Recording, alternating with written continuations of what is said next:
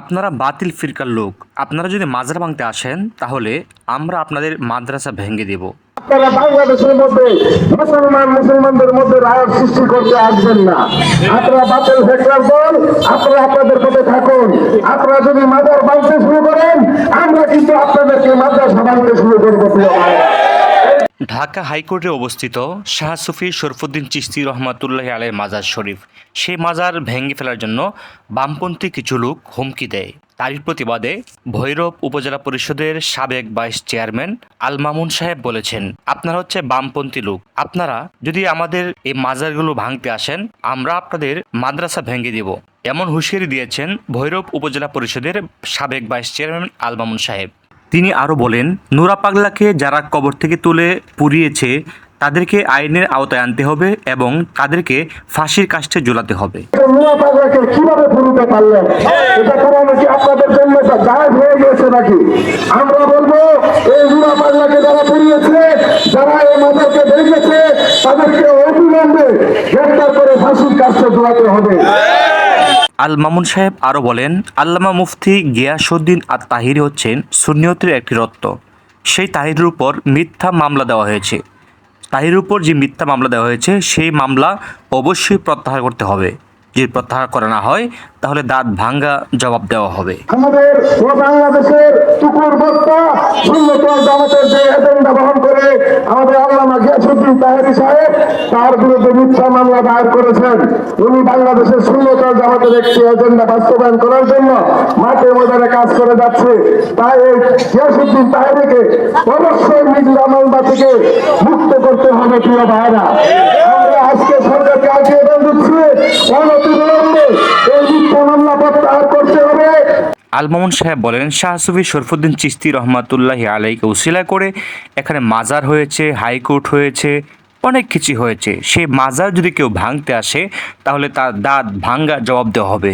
এমনকি যারা এই হাইকোর্টের মাজারের আল্লামা শাহ সুফি শরফুদ্দীন চিশতি রহমাতুল্লাহি আলাইহির মাজারের বিরুদ্ধে কথা বলবে তার জিহ্বা পর্যন্ত কেটে দেওয়া হবে। আমরা আর ঘরে বসে থাকবো না, আমরা তাদের দাঁত ভাঙ্গা জবাব দিব।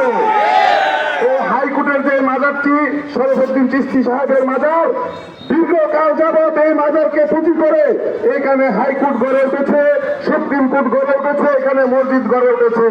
এই মাজারটি আগে হয়েছে, তাই এই মাজারটিকে সরে ফেলার জন্য যারা আজকে মুখে এনেছে তাদের জিভ কেটে দেওয়া হবে। আমরা সুন্নাত যে মাজারে আক্রমণ করবেন তাহলে আমরা বুকার শোকে আপনারা বাস করছেন। আমরা নীরব প্রাণী, আমরা শান্তিপ্রিয় মুসলমান, আমরা শান্তির বার্তা বলে দিতে চাই। সুন্নাত ওয়াল জামাত প্রতিবারই শান্তির পক্ষে থাকে। তাই আমরা বলবো যে এই সুন্নাত ওয়াল জামাতকে জাগ্রত করে আপনারা বাংলাদেশের মধ্যে মুসলমানদের মধ্যে রায়ত সৃষ্টি করতে আসবেন না। আপনারা বাতিল ফিরকার দল, আপনারা আপনাদের পথে থাকুন।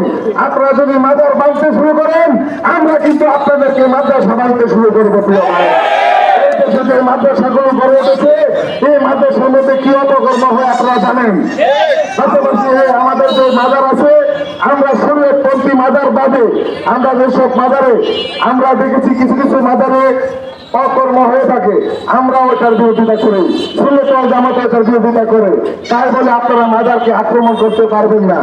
আপনারা একজন মুসলমান হিসাবে আমাদের একজন নুরা পাগলাকে কিভাবে পুড়িতে পারলেন? এটা কোরআনে কি আপনাদের জন্য জায়েজ হয়ে গেছে নাকি? আমরা বলবো, এই নুরা পাগলাকে যারা পুড়িয়েছে, যারা এই মাজারকে ভেঙেছে, তাদেরকে অবিলম্বে গ্রেফতার করে ফাঁসির কাষ্ঠে ঝুলাতে হবে। আমাদের সুন্নাত ওয়াল জামাতের প্রাণ পুরুষ, আমাদের বাংলাদেশের টুকুর বক্তা সুন্নাত ওয়াল জামাতের যে এজেন্ডা বহন করে আমাদের আল্লামা গিয়াসউদ্দিন তাহেরি সাহেব, তার বিরুদ্ধে মিথ্যা মামলা দায়ের করেছেন। উনি বাংলাদেশের সুন্নাত ওয়াল জামাতের একটি এজেন্ডা বাস্তবায়ন করার জন্য মাঠে ময়দানে কাজ করে যাচ্ছে। তাই এই গিয়াসউদ্দিন তাহেরিকে অবশ্যই নিজ মামলা থেকে মুক্ত করতে হবে। প্রিয় ভাইরা, আমরা আজকে সরকারকে আবেদন দিচ্ছি, অনতিবিলম্বে এই মিথ্যা মামলা প্রত্যাহার করতে হবে। প্রত্যাহার যদি না করেন আমরা বৃহত্তর আন্দোলনের ডাক দিব। আমাদের মাজার যদি ভাঙ্গা হয় আমরা রুটঘাট বন্ধ করে বাংলাদেশে কারফিউ চারা করার চেষ্টা করবো তা আপনারা এখানে যারা উপস্থিত হয়েছেন আপনারা সজাগ দৃষ্টি রাখবেন। আমরা সুন্নাত জামাতের নেতৃবৃন্দ